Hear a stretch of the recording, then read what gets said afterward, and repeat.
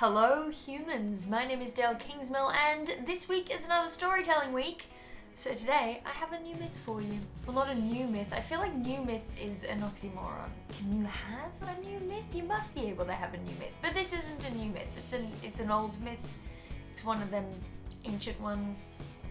You know, just the usual kind. Our story this week begins just a little while after a particular ordeal involving a son of Apollo, some necromancy, and some Cyclops deaths. But anyway, a whole bunch of stuff happens, and the end result of it is that Apollo is put into bondage for a whole year by Zeus. Apollo kicks up a fuss thinking it's gonna suck working for some dumb mortal for 12 months? Seriously? Yes, dead seriously, but as it turns out, the guy that Apollo was going to be working for, Admetus, was actually pretty cool. And Apollo and they got along really well. They were like, bam, fast friends, peas in a pod, all of that. It took basically half a day for the two of them to decide that they were total besties. During this year of servitude, Admetus happened to fall in love with a girl. Her name was Alcestis, and her father said that he was not going to let her marry any man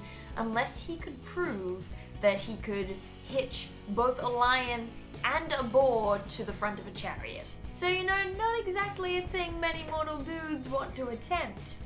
But luckily for Admetus, he had a bit of immortal help.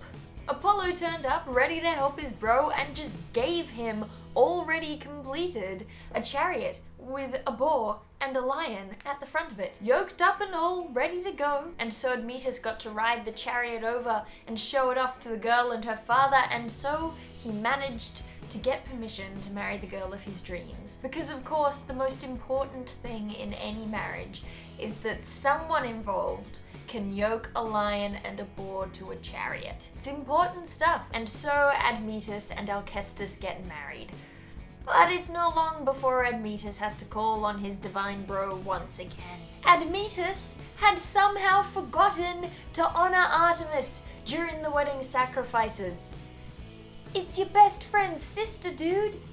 What are you doing? And now there are snakes just filling their wedding chamber. So Admetus calls on Apollo like, dude, I done goofed. And Apollo is like, whoa, dude, you done goofed. Because Apollo knows that a wedding chamber full up of poisonous snakes is his sister saying, yeah, you're gonna have an early death, boy. But I suppose if anyone is gonna have a chance of defying a portent of early death, it's gonna be someone whose best friend is a god. Apollo, thinking quickly, visits the fates in the underworld. And then he gets them super smashed, so sloshed, they're really drunk. I like to think that the single eye the three had to share between them was just really, really bloodshot. And after getting these three creepy ladies super duper sloshed, Apollo manages to convince them of a different plan, one that doesn't involve them cutting the thread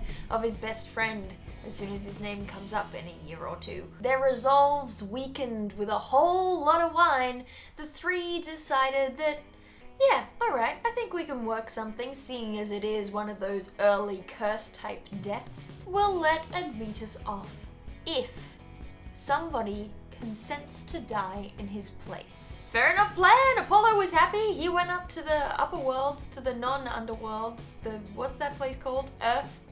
Is that it? He heads straight to Admetus and he says, look dude, I solved it.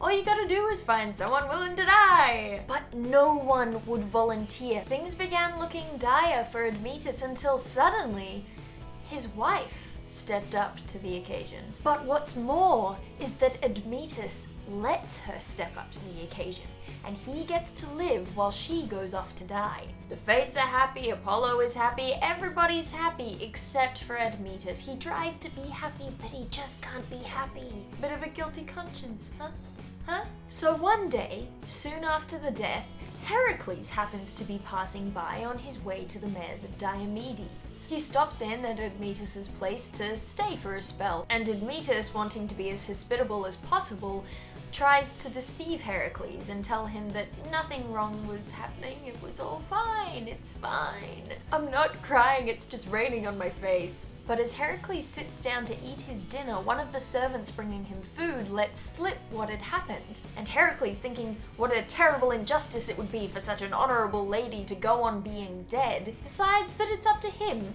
to fix the situation. So Heracles wanders off and plants himself in a corner of Alcestus's tomb. He's just crouching there, crunched up in the corner, sitting and waiting.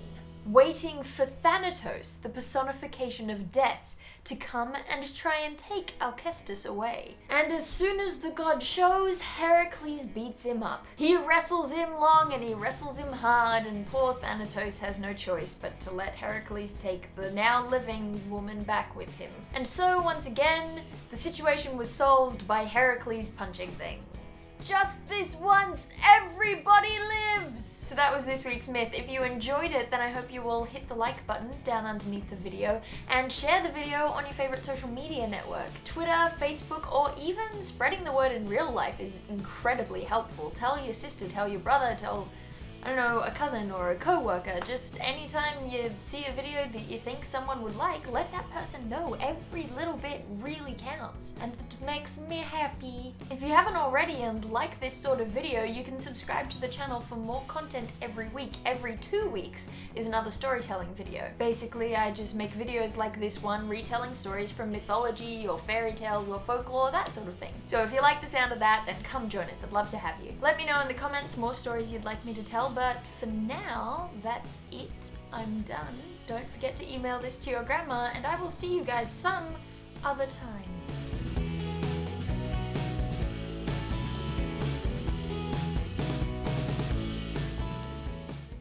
Stupid having to start a new recording right at the end is ridiculous.